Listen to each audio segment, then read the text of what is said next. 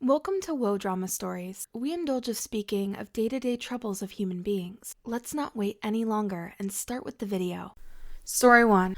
I got married to my husband almost 8 years ago, and we've been together for 14 years. My husband introduced me to his 2 kids from his previous relationship within the first year of us being together, so it was pretty much a no-brainer to me that he wanted me to be a part of his kids' lives, who were merely a couple of months old when we met. He'd gotten out of a very toxic relationship a year prior, and unfortunately, his ex-girlfriend had managed to baby trap him with absolutely no intentions of ever wanting to be a mother to his kids. The moment the kids were born, she signed off all rights and fled away from them, and just a couple of months after that, the 2 of us met. Let me also make it clear to you guys that he did not force me in any way, shape, or form to mother his children. It was just the bond I had developed with the kids that I just knew I couldn't push them away.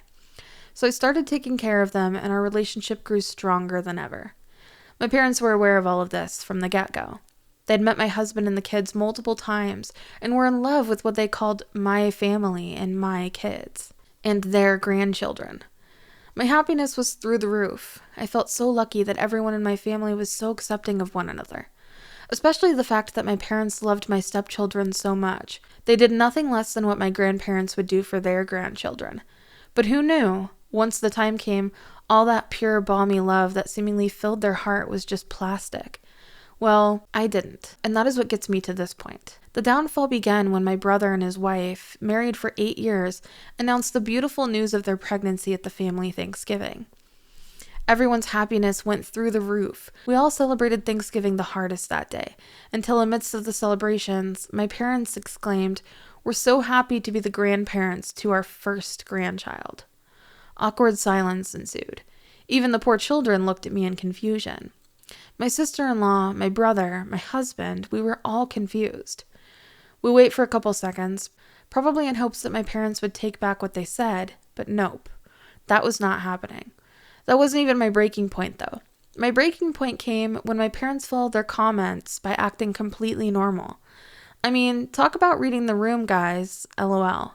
I simply just asked them if they really meant what they said. They didn't really have a response. That broke my heart even more. Thankfully, I was glad that the kids weren't in the room by that time to hear the BS coming out of the same grandparents who claimed to love them as their own for the past 15 years. I knew I couldn't handle it. My husband was quiet throughout the ordeal, but I knew deep inside he was just as heartbroken as I was. My sister-in-law, brother, and I both literally had to explain to them how it came off. The explanation seemed to have absolutely no effect on them. I knew I had given up on trying to, so I just got up and left.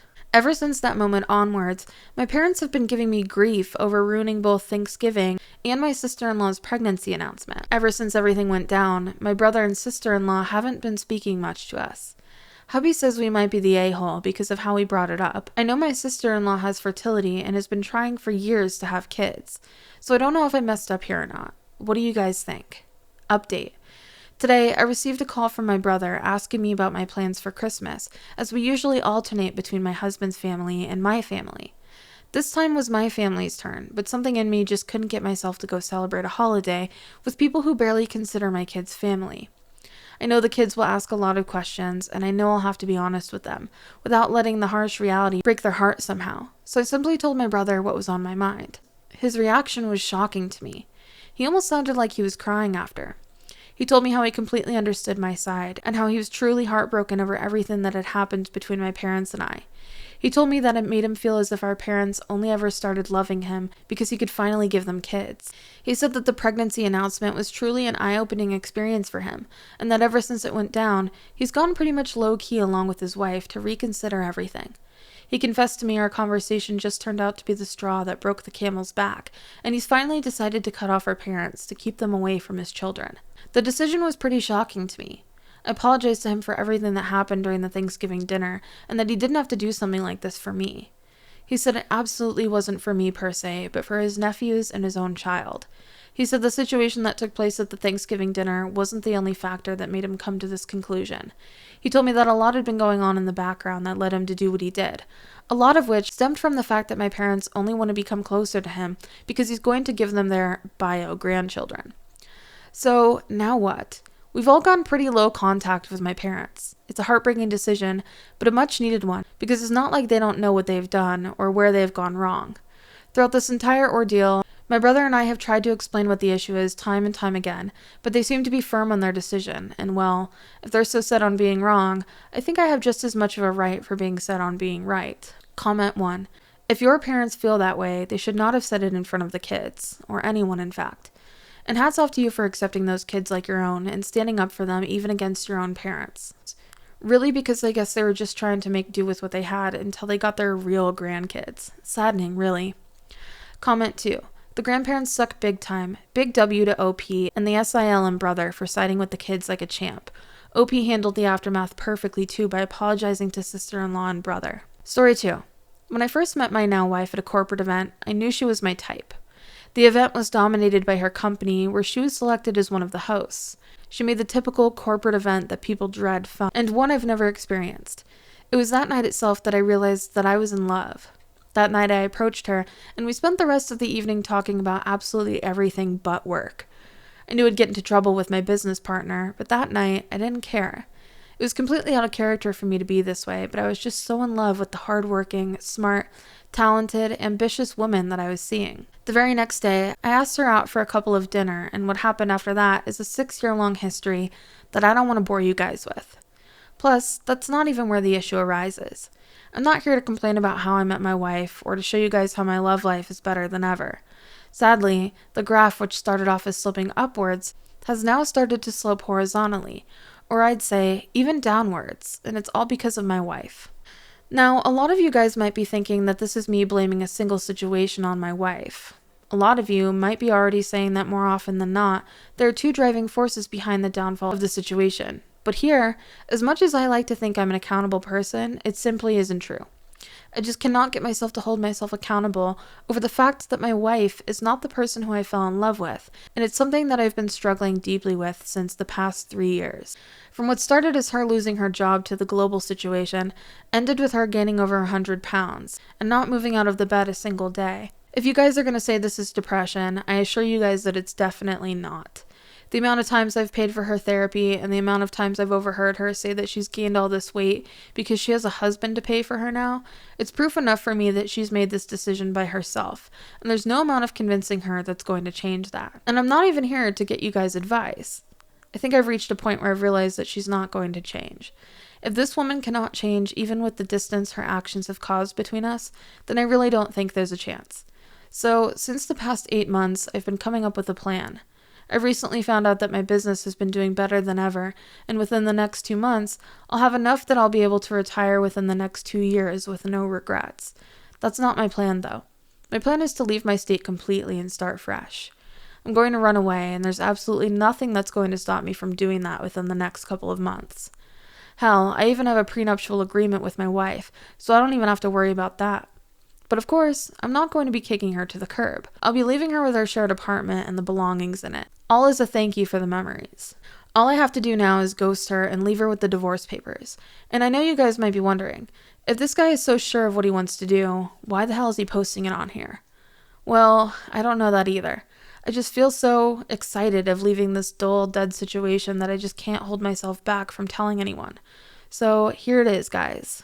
Comment 1. People like OP's wife give depression a bad name, and that's why it's not taken seriously by people. I don't care what the wife's issues are. She's an adult and needs to take responsibility for them.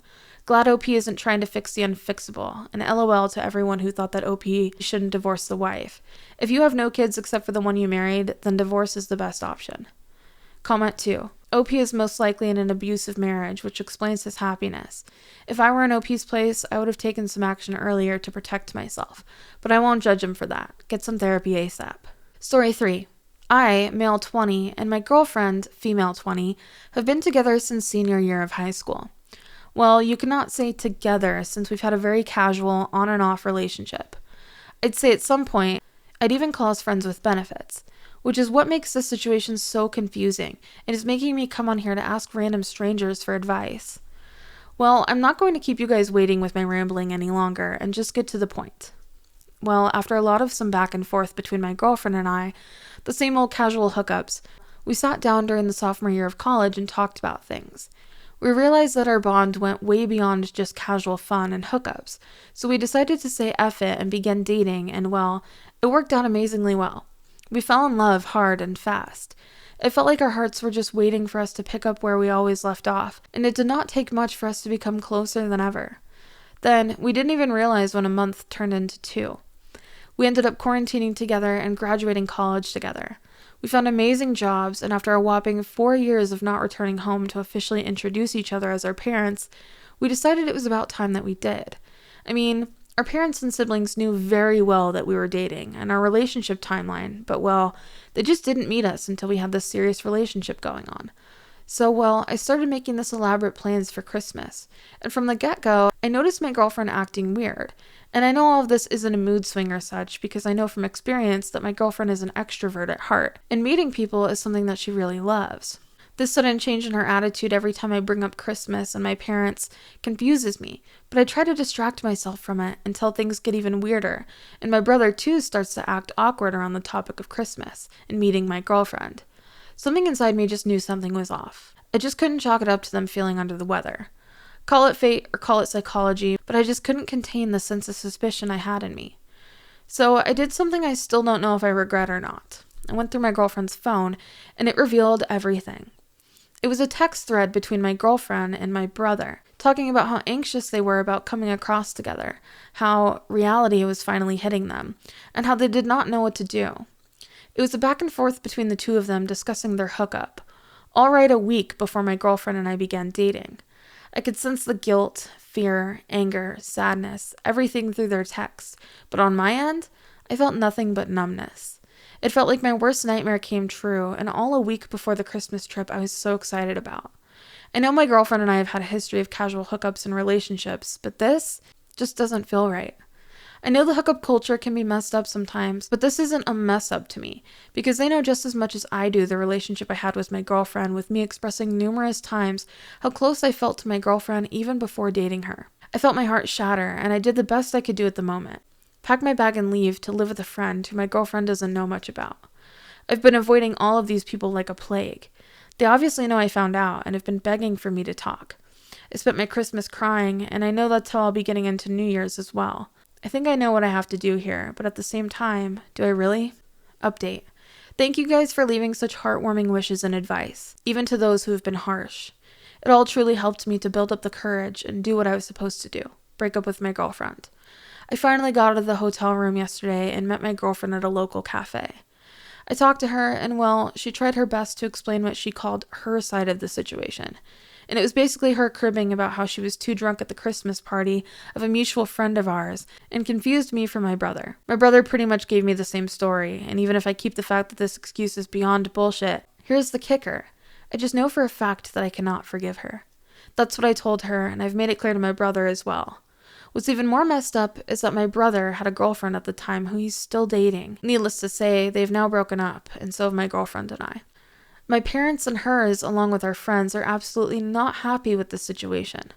My now ex-girlfriend had moved out of our shared apartment and is renting her own place.